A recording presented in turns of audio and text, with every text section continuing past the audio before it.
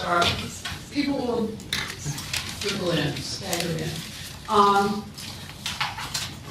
Forgot my introduction, just a minute. No. I didn't do that, I'm starting all over. I got my piece of paper. I just want to say welcome to the conference, and it's all on the screen, so I don't need to read it out to you, and to welcome you to our house this evening for an after party. All you who are here and woke up in the morning and came to this are invited, no one else is. I'm lying. It's my great pleasure to introduce Tim Campbell.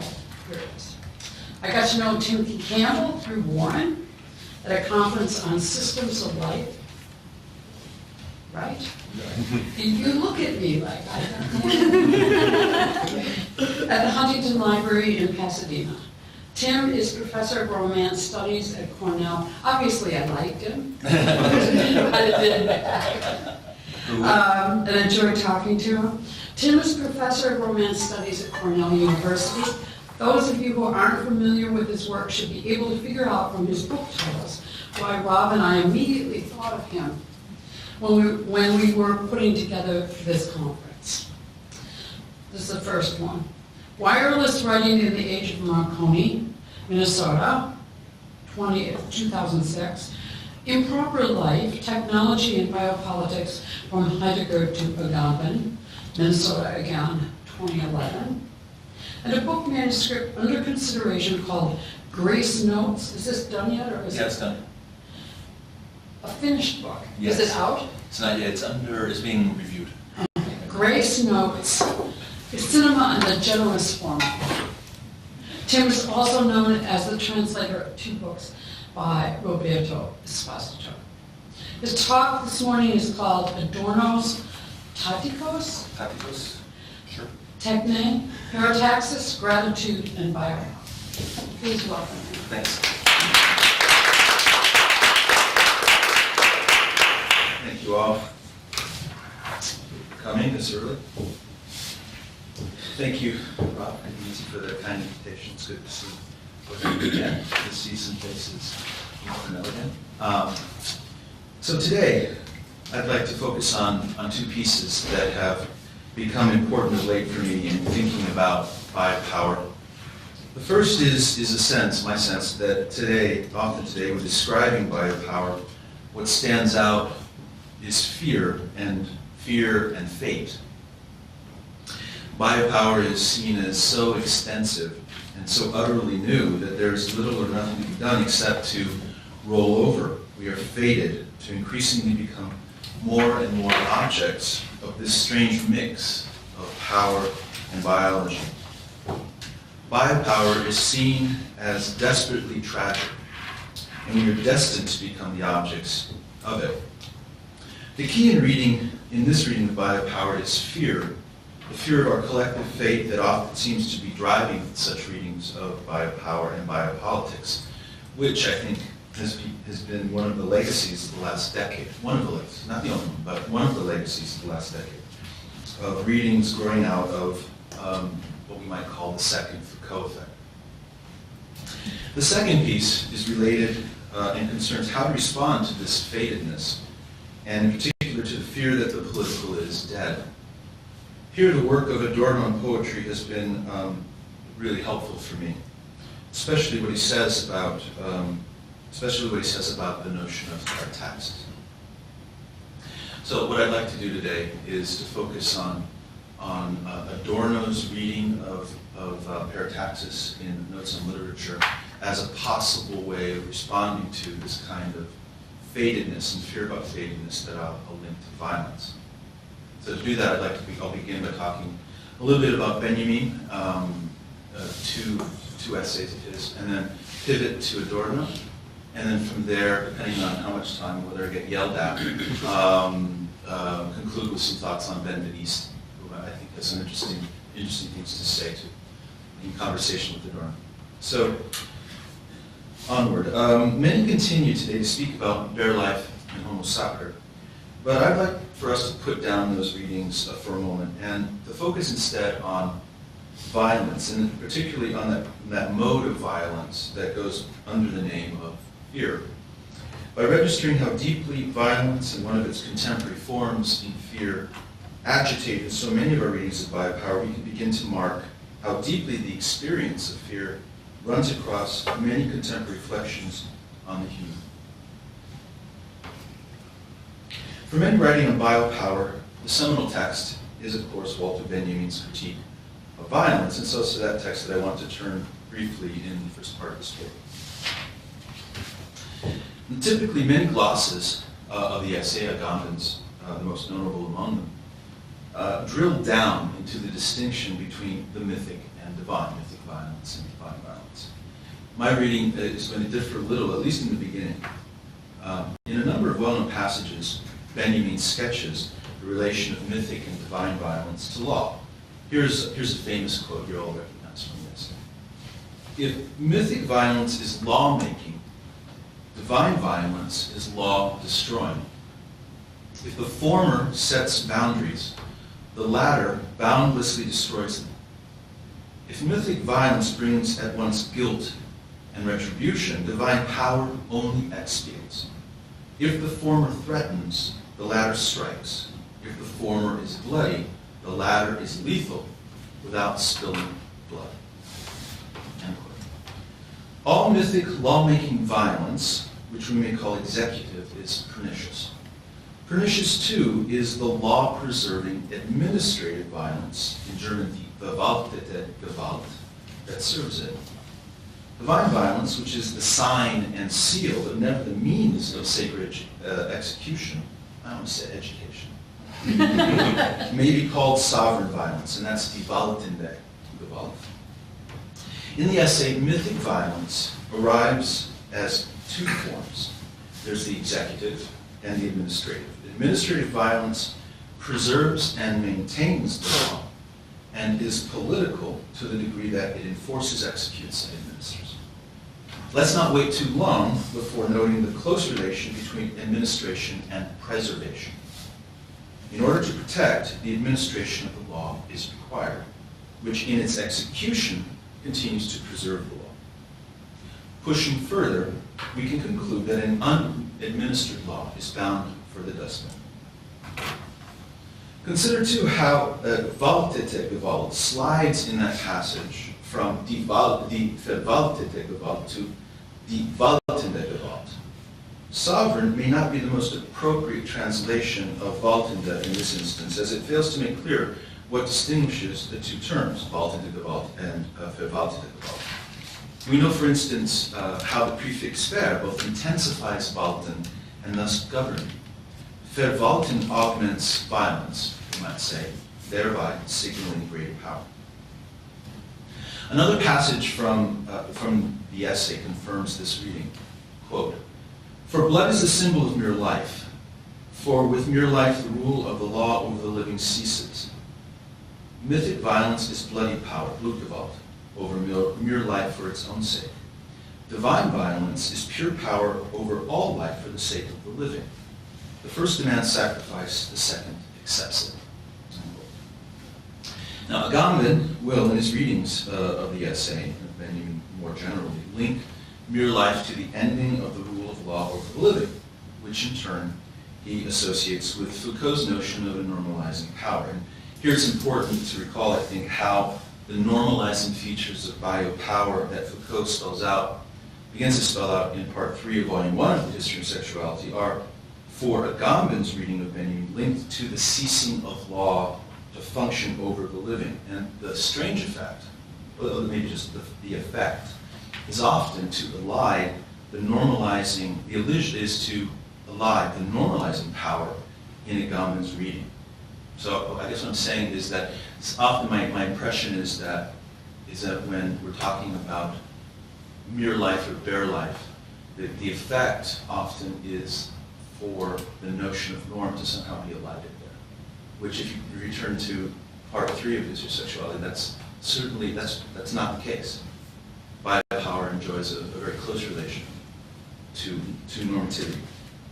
A bloody power linked to mythic violence is possible when the verwaltete features of mythic violence turn toward the living with blood marking the greater violence of the mythic.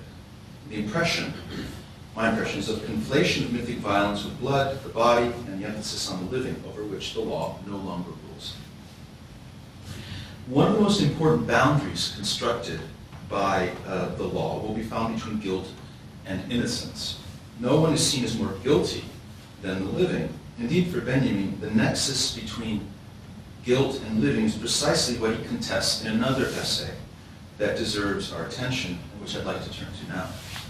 The essay, Fate in Character, reads in a context of contemporary biopower as a response to the mythic violence that often appears to be undergirding biopower. So another way of just saying this, cutting to the chase a bit, is that what's working or agitating in readings of biopower that are coming to us, not just from Agamben, but quite a bit from Agamben, are precisely based upon conflation of mythic violence and biopower.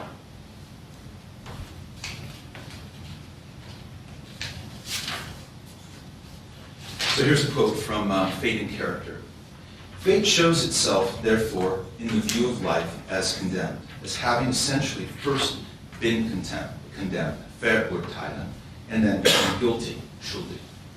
Goethe summarizes both phases in the words, quote, the poor man you let become guilty.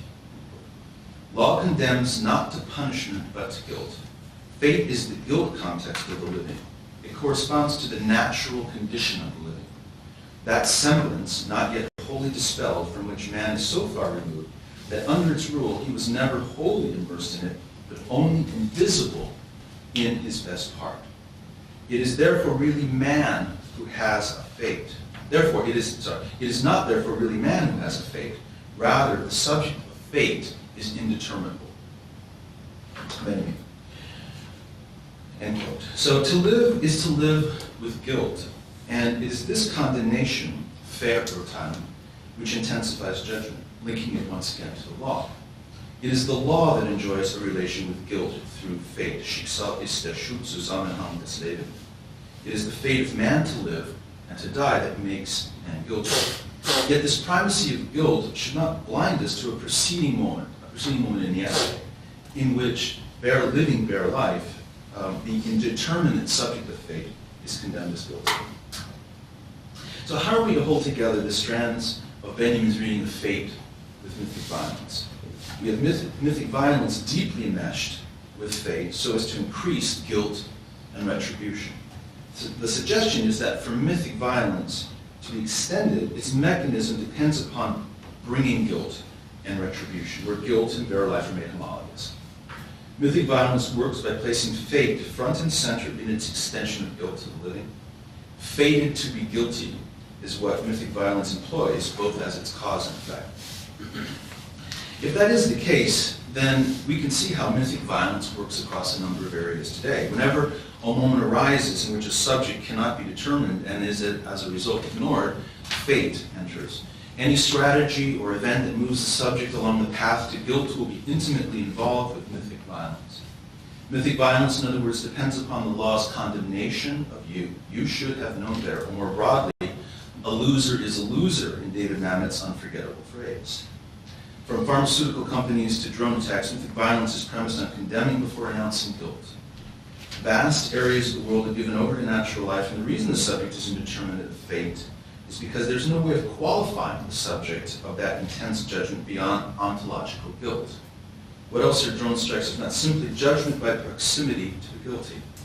My point in raising mythic violence in the wider context of the living is simply this. Mythic violence depends upon a reading of fate and judgment in which the latter enjoys little or no relation to the particular attributes of the individual. Benjamin's response to mythic violence is often found in the divine violence expressed by and in the general strike. That's what we get in critique of violence. Fate in Character, is the other essay which I've been citing, offers another response, and it is one you may find surprising. Speaking of Nietzsche and the eternal return, Benjamin writes, quote, if a man has character, his fate is essentially constant. Admittedly, it also means he has no fate, a conclusion drawn by the Stoics. he has a particular brand of stoicism in mind, clearly. In order for this form of fate to be possible, something similar must happen to character, that it needs to be related to a, quote, natural sphere, and to have no more to do with ethics or morality. Here's Benjamin again. Quote, the concept of character will have to be divested of those features that constitute its erroneous connection to that of fate. This connection is affected by the idea of a network that knowledge can tighten at will into a dense fabric. We know a person's character through those qualities that indicate, quote, character traits that cannot be abstracted from moral evaluation, end quote. Here, Benjamin introduces the genre of comedy in relation to character because it's only in comedy that the character's actions do not lead to knowledge of the character of the individual. He or she is not a scoundrel, Schurken, in the comedy on stage, is not, quote, the subject of moral condemnation, Verurteilung, but of high amusement, end quote. High amusement, and the word in German is Heiterkeit. And Heiterkeit deserves our attention, and it's going to be one of the ways I'd like to pivot very shortly to Adorno. So Heiterkeit originates in Sanskrit, and it originally to signify glittering or bright, which in turn has come to mean amusement, but also the quality of serenity, or of being serene. So if we take Heiterkeit more literally to be bright, as Benjamin clearly wants us to, then comedic character is not the indeterminate subject of fate that we got in Critique of Violence, natural man bloßes Leben, but rather an individual whose actions reflect the light of character. To be clear, with such a character, the moral effect of his or her actions will be nil. Indeed, his deeds are interesting only to the degree that they reflect that light of character. The comedic character for Benjamin will naturally be sublime, which rests on, quote, an anonymity of man and his morality, alongside the utmost development of individuality through its exclusive character trait, end quote. Another name for such development is genius, as Agamben will point out, though I think we do well to hold off naming it as such. And the reasons my instinct tells me have to do with a possible critique of mastery, so not confusing genius with mastery. So where does this foray into comedy and character lead us? It leads us in two directions, I think. The first is the distinction between mythic and divine violence, and the ease with which divine violence is continually folded into thinking the biopolitical implicitly suggests an acceptance of mythic violence's relation to biopower, with divine violence moving to the labor power that's located in the multitude. And here I have in mind, obviously, Hart and Avery's reading. But if we connect the dots between Benjamin's reading of fate and mythic violence to character and the comedic, another possibility emerges, one to be found in opposing Verurteilung, condemnation, judgment, to Heiterkeit, condemnation of natural life juxtaposed to an orientation to serenity. Indeed, if we take Heiterkeit as a serenity that results from seeing how deeds, quote, reflect the light of character, then an interval might open, allowing us to oppose the mythic violence of biopower by turning to individual character. Furthermore, raising the possibility of the comedic in a moment of biopower requires that we find out whether a reading of the comic might offer an alternative to the tragic readings that are punching above their weight, it seems to me, in many of our readings of biopower. In other words, Benjamin gestures to the possibility of separating character from fate, and so short-circuiting the violence that's associated with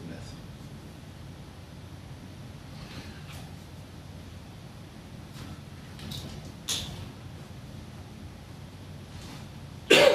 Separating character from fate as a possible response to biopower. How would it work? And what are the terms we would need to use? Here, surprisingly, at least surprisingly for me, perhaps, I want to turn to what may seem an unlikely source, and that's Adorno. In his 1956 Notes on Literature. Notes to Literature. Notes to Literature contains some of Adorno's pithiest writings on a host of themes. The one essay stands out in a situation of biopower and living, and that essay is called Parataxis on Hölderlin's late poetry.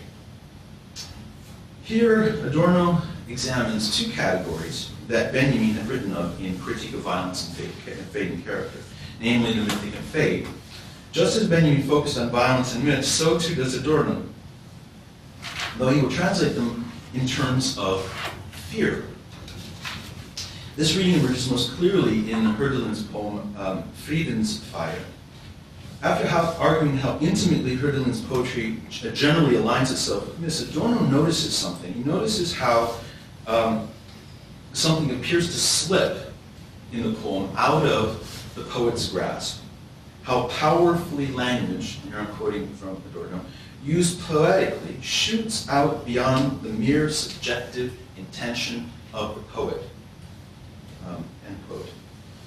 Or Adorno names this configuration of moments that shoot out beyond the subjective intention of the poet. He names it Dank, gratitude, while observing how the linguistic configuration of the poem leads the reader to conclude that gratitude is, quote, the antithesis of fear, or in Hegelian terms, as the qualitative leap that in responding to fate leads out of it.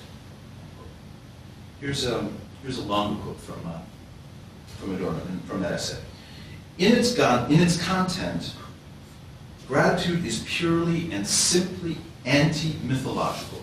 It is what is expressed at the moment when eternal variance is suspended. While the poet praises fate, poetry, on the basis of its own momentum, opposes gratitude to fate, without the poet having necessarily intended this. Quote. Are there more beautiful lines to be found in Adorno's writing? Insights through which we respond precisely with gratitude? As a mode of expressing gratitude, let's first note the none too obvious lining up of fear, fate, and myth.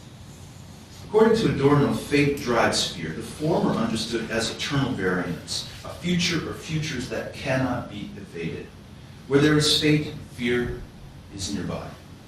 Gratitude arises exactly at the moment when Hölderlin, praising fate, sets in motion the impetus for a series of other moments, quote, that taken together signify more than the structure intends. Adorno collects these moments under the title of Gratitude, finding that the anti-mythological features of the poem coalesce around instances that are able to block invariance, though not through any specific and localizable content of the poem. This occurs instead thanks to a connection of moments, perhaps a network, that together evoke a structural response to fate. Fear necessarily will hold sway for as long as we fail to name exactly its antithesis, precisely in gratitude. Hegel's appearance confirms this, the qualitative leap of gratitude out of fear, one that bravery or courage or any of those near cousins to fear cannot match. The reason is clear. Those terms remain inscribed in the register of fear and cannot constitute a leap of the sort that gratitude does. They don't leap out of fate, out of the tragic, out of the negative. The passage from Adorno stands out for another reason. The content of gratitude, quote, is purely and simply anti-mythological, unquote, to the degree that it announces the suspension of eternal invariance. This doesn't mean that gratitude itself somehow suspends eternal invariance, but rather that such a suspension is linked to the impact of the poem's content. And that impact is measured in the degree to which the fog of myth and fear clears. Furthermore, the breaking invariance doesn't actually concern how the void of myth is filled, but rather only how one ought to hold open such a void. Holding open the interval allows for momentum to arise, which rhymes, I note in passing, in very interesting ways with Bergson's reading of elasticity and tension in laughter. Lastly, let's make note of the contrasting terms. Adorno employs, on one hand, invariance and fate, and on the other, the suspension of invariance and its result, gratitude. Too often we understand fate as merely invariance, which renders fear nothing other than the daily and ultimately useless fight against that which never changes. The foray into Adorno and myth opens a window from which to observe how gratitude relates to poetic form. The question to be asked, according to Adorno, is this, quote, what form itself, as sedimented content, does? Only when one asks this does one notice that language creates distance. The sedimented content that together spells the moments that exceed fate is another name for form, the form of the poem, or more specifically, what Adorno calls our attention to, parataxis. Parataxis. What Bard links to fragment, as did Manchot, suspense invariance. And so the stakes of Adorno's reading of Hölderlin for a discussion of fear, violence, and biopower become clear. Parataxis interrupts. It pries away fear from fate, and the consequence of which will be to replace myth with gratitude. Parataxis rhetorically refuses the hypostasis of fate, and with it, the readings that promote solely the negative. It does so through the juxtaposition of propositions dependent upon one another, though no explanation is given for what links them, right? Parataxis. Fragments, one next to another, and merely juxtaposed. Cutting to the chase, is there a way of translating parataxis from a rhetorical poetic lexicon to a biopolitical one? Might the form of the poem that impedes myth and violence be made to work biopolitically? Certainly others writing after Adorno recognized the power of parataxis. Bard, whom I mentioned just now, saw its power clearly, locating it in a, quote, circularity in which no one, not even the author, has an advantage over anyone else. When one considers how thoroughly real communal connections among people, animals, and worlds have become unmoored or destroyed, a tactics of parataxis might be able to undercut the continued creation of hypostatic forms of life, in which a few lives dominate over many others, in which a few languages dominate over others. This would be a practice in which the notion of form resists the power or the content of the I to consider itself as everything. The I is sedimented content. In such a situation, parataxis promises to arrange forms of life next to one another without regard to rank. Today, in a moment of community breakdown and an increasingly dominant narrative of the impossibility of community coming into being, or for that matter, coming back, we face hypostasis at every corner, the ordering of lives according to a schema, and with it, the creation and maintenance of hierarchies. This isn't surprising given how deeply affiliated hypostasis is with mastery, logic, and faith. This follows this, and then this, all hell-bent on coordinating the lower. Subordinate clauses, subordinate lives. But rather than accepting hypostasis as the only reality in the contemporary ontology of actuality, it makes more sense to highlight tazim, that is, arrangements and tactics that set aright. To set aright. Adorno says as much when he notes the possibility of elaborating a Tatikos Technē, that is, an art of arrangement. The question will be how to think this tactical Technē through a powerful enough parataxis that's capable of breaking free of mythic violence. How are we doing on time? All right? Sure. Sure. I'm still interested. Ouch. No, I really am. Okay, good. That was a compliment. Okay. Go ahead. Who isn't interested?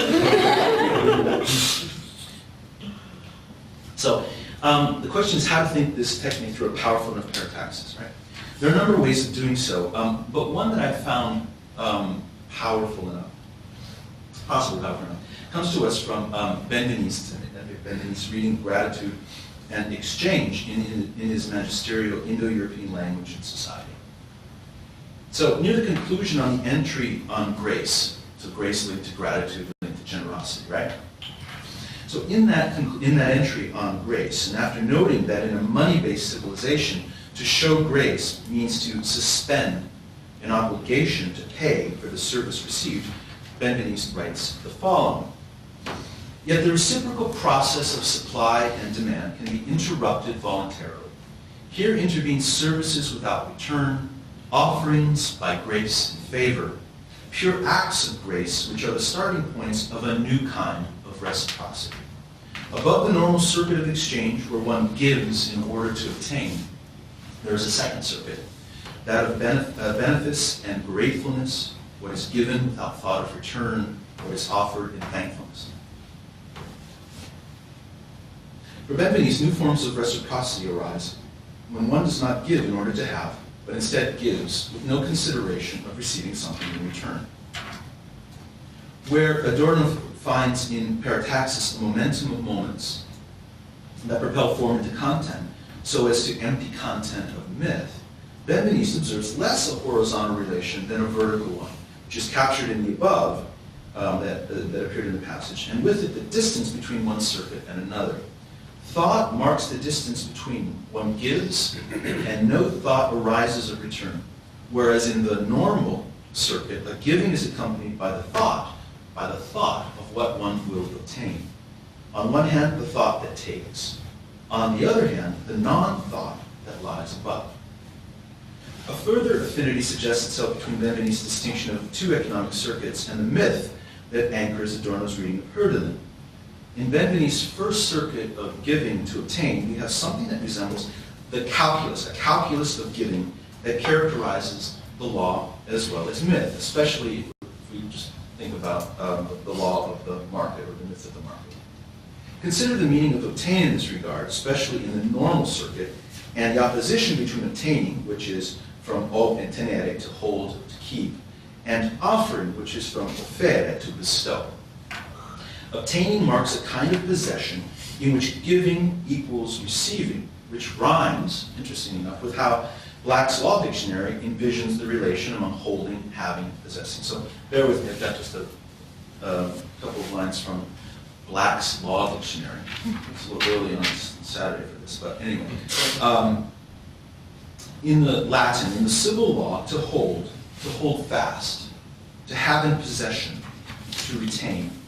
In relation to the doctrine of possession, this term captures merely the fact of manual detention or the corporal possession of any object, without involving the question of title, while habere, and especially possidere, denotes the maintenance of possession by a lawful claim, i.e. civil possession as distinguished from mere natural possession. Right?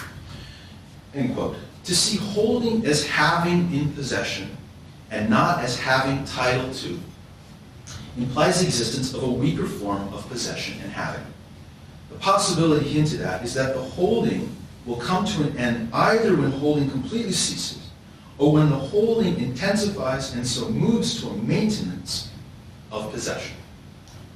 To complicate matters, however, maintenance etymologically recalls a holding in the hand, obviously, which in turn suggests that the corporeal possession of the object differs from the holding in the hand, which for its part denotes the maintenance of possession. Maybe another way of saying this is, possession is taken to mean the detaining of an object by the hand for some time, but not the extended holding in the hand of that object. It's the difference between holding and detaining. The doctrine of possession towers over our understanding of holding, and so one would want to consider the role of possession and its changing role in relation to labor, in the work of Locke and Kant, for instance. For now, we might see the distinction between holding and possession this way. Possession names a powerful mode of holding. The mode of holding, or tenere, involves a form of manual detention linked to the question of title. Maintaining possession over time then becomes the mark of the different degrees of holding. One holds the title and the object longer than one does by merely holding manually the object. Eventually, this will come to mark the difference between a civil and natural possession. How are we to think this new circuit of reciprocity that Benveniste superimposes over the normal circuit of giving to obtain with forms of holding, tenere? The answer lies in translating what is given without thought of return in Benveniste's phrase into terms of natural possession. That is, into a kind of less intense corporal possession that does not involve title. There is a kind of holding when we project ourselves into the future with the thought of receiving another object in return. It is the thought that possesses, which is to say, that marks the potential for a future having. Implicit in this reading is possession as virtuality, of giving and receiving based upon maintaining a future object one held virtually in the mind, and with it the possibility for holding in return. Memory provides the continuity over time that a literal maintaining in the hand does not. The point of such virtual possession is this: holding a future object in the hand creates a sense of having that in turn can become the basis for a title. The giving to obtain is premised on a function of memory, that is, on the possession of a future object of thought. Given without consideration of receiving, for Benveniste, that is, what is given without thought of return, that's the second circuit, short circuits the form of holding as possession because there's no projection into the future of a possible response or gift. You're not going to be thinking about receiving that as a gift in the future, holding that as a gift in the future, or owning that or possessing that as properly your own in the future. There is no hope, which also means that there is no fear at the prospect of no future receiving. The relation of future reception to giving brings us back to the earlier context of faith and myth. Benveniste's etymology of grace and reciprocity involves how one imagines the future and holds it to be likely. With that belief comes the potential to hold or not, and so to possess or not in the future. Ultimately, the fate of possessing is at issue here. The fate that our holding in the present moment becomes possession and projected into the future. Fate, read through Benveniste, Benjamin, and Adorno, revolves around potential for owning. A supply and demand of objects given and objects potentially received that forms the myth of normal circuits of reciprocity. If we were to speak of a will to power in terms of gratitude, it would be a will to constitutive openness that comes when no gift has been given or received. What Benveniste and Adorno share in their notions of gratitude and grace is the role of parataxis. For Benveniste, the second circuit of exchange that sits above the other is premised on the notion of services without return and what is given without thought of return. The emphasis on no return is remarkable. There's no thought of return, no hypostasis that would weigh giving more than receiving, or vice versa. Instead, we find a placing side by side, without coordination, while attending to sensory perception in such a way that the subject of parataxis composes, i.e. the place next to, the objects, composes the objects of these perceptions, sense perception. Here, the early difficulty of translating parataxis biopolitically appears easier to manage. Parataxis would name the mode of being, the practice of being in the world that arranges without creating hierarchies among what we see, sense, and think about, or judge. The point being that parataxis as a practice seems particularly suited for forms of life to the degree that the form that practices parataxis is the one capable of holding a number of sensations without simultaneously owning them, identifying with them, without hypostasizing sensations. Essentially, Benveniste's second circuit of exchange, or if you want, non-exchange, also suggests something like Deleuze's effective openness to the future, held in a present suspension of inevitability. In Benveniste's reading, no connection exists between a gift or giving and a future moment of receiving. This is precisely what Adorno and Benveniste share in the perspectives on gratitude. The second circuit delinking giving to consequence, and so lessening calculation. And yet, not all receptions involve the same degree of holding and having, touching, and grasping. Some receptions reinforce possession less than others, or more than others. Indeed, we might read the suspension of inevitability as delaying more closed, more powerful moments of holding, moments of grasping. That no one kind of holding is valid for all, be it material holding, the holding of thoughts, beliefs, or even the sense of self. Indeed, some forms of holding are more likely to lead to openness and affect than others. Parataxis will name a practice that leads to the suspension of the inevitability of receiving, acknowledging that not all giving reciprocally calls forth the same kind of receiving, or receiving itself. This represents a key moment for moving toward forms of life, it seems to me, that are more open to possible futures and tachegamben, those that allow ourselves to be affected by our own receptiveness or non-receptiveness to the future. So by way of conclusion, two brief points I think are worth noting, though I can't follow them out, completely can't follow them out now. The first concerns the relation between possession and community. In that previous passage I cited from Black's Law Dictionary on tenetic, holding, and possession, Carol Rose, who's a law scholar at Harvard, quotes the judgment in a case of Sladen's properties. It's the first time I've ever cited in that case. I'm so excited. Possession, here's what Professor Rose says. Possession means acts that, quote, apprise the community, arrest attention, and put others claiming title upon inquiry. End quote. Possession apparently serves to break into attention, and so doing to apprise the community, holds it, grabs it, right? Said differently, possession when thought communally functions both to distract and to capture community its members, who may themselves be wanting a claim to title. Notice that in such a perspective, attention is constitutive of community. Community may be thought as the attention that precedes possession, that comes before what is mine and what is ours. Translating this into terms of holding and gratitude, community preceding possession is the one in which objects, things, our bodies, and ourselves are held in attention without moving to ownership or to identification. In this perspective, community represents a form of holding, a form of tenetic, characterized by the gratitude that is experienced when no thought of receiving something in return for having given occurs. Such a giving ought to be joined to the attention of a community with no demands made on how the community's members attend without possessing. This kind of perspective on possession and holding responds powerfully to neoliberalism.